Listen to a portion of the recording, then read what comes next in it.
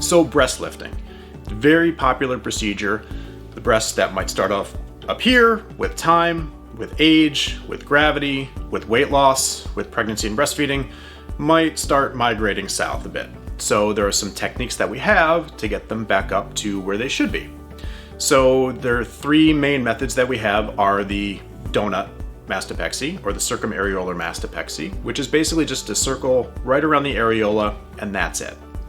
That's really good if we're only trying to move the nipple areolar complex up maybe 1 or 2 centimeters or so. Beyond that, we have the Lollipop, which is a circle around the areola and then an up and down scar on the lower portion of the breast. That provides a little bit more lifting and a little bit more support.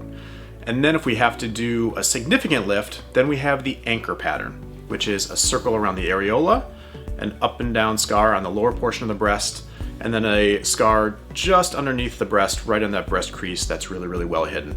And that helps us take up some of the extra skin, provide beautiful shape, beautiful contour, and longevity and support for the breast.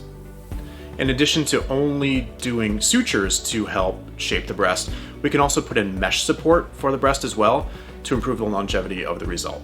So if the breasts are a little bit lower than you want to be, we can go ahead and raise them up and get them nice, high, tight, and sporty.